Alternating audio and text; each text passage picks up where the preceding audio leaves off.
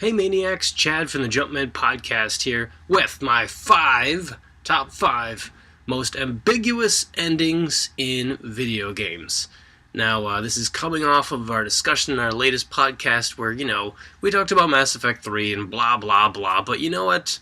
There are a lot of other video games that gamers throughout time have not been truly satisfied with, so let me share my top five with you guys. Okay, number five. Legend of Zelda Link's Awakening, for the Game Boy. It's black and white or spin-screened.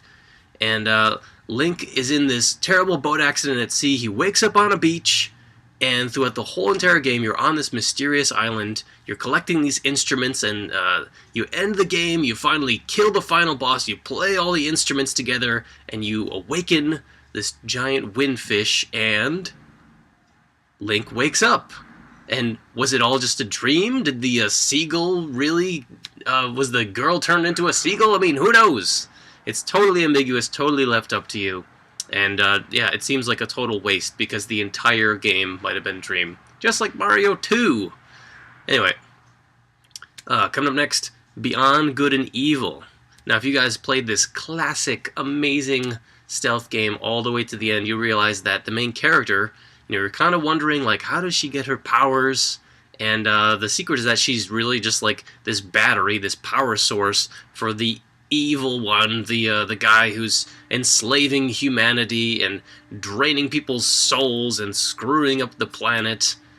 And yeah, we're kind of left feeling like uneasy, like how does everybody else feel about that? This character is like the power source for everything that's evil in the world. I mean, I don't think I would go to her birthday party after discovering that. But anyway, so we're left... there's a scene after the credits where the main character's friend, who is tortured and locked in this horrible indoctrination device for hours and hours and days, suddenly there's this evil growth on his hand, signifying that evil has returned. And that's it. It totally sets up a sequel that has yet to be delivered, that people keep talking about. Like people are talking about, Ubisoft is still working on it, but we have yet to see it. But just the fact that Jade is set up as the evil one's power source leaves everything kind of ambiguous. Like, how does this change all the relationships? Anyway, number three, Tenchu for the PS1. Now, Eric, my brother, and I talk about this game a lot because it was the first real awesome polygonal ninja game, and it's, it really is one of our favorites. But the ending, so the baddest badass in all of ninja history, Rikimaru, defeats the Japanese Satan and sends him back to Japanese Satan hell. And the roof of this cave is collapsing, and him and Ayame grab Princess Kiku, and they're running out of the cave, and suddenly this huge rock drops, and they're trapped. And Rikimaru moves the rock just enough so the two ladies can escape, but he's trapped. And he gives them his sword, and he says, "See you later," and that's it. There's a scene with Ayame and the princess and Lord Goda and his sword, and apparently he doesn't make it.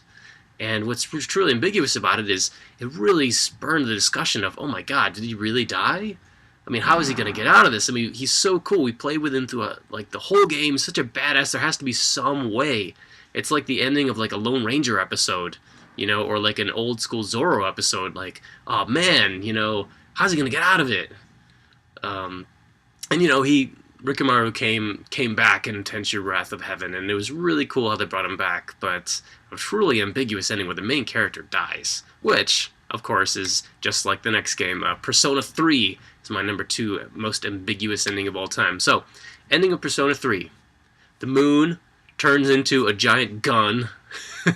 This giant eyeball Death Star that's going to blow up the planet. And, this really nice, really sweet, innocent young boy in your high school class turns into this death machine that's here to kill everything. And the main character, the price of saving everyone is death. He dies. Sort of. I mean, you kind of assume he just kind of passes out in somebody's arms and everybody's really concerned, and that's the end.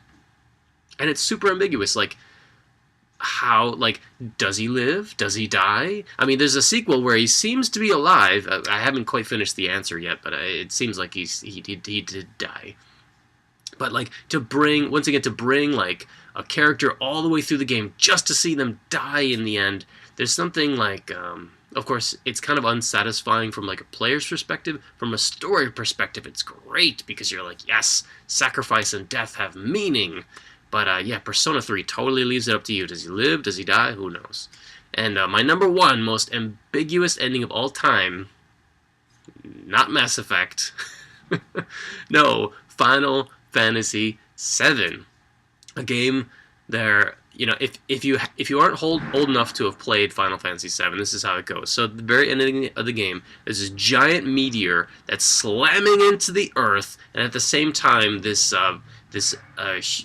magic called Holy that you spent like the last leg of the game unlocking and unleashing is flying in there, and the meteor and the magic are just kind of exploding, but it doesn't seem to be working. The meteor is still coming, and then finally this the life stream, this green goo powered by dead girlfriends comes flying in, and there's this huge mix of meteor and Holy and life stream and blackout.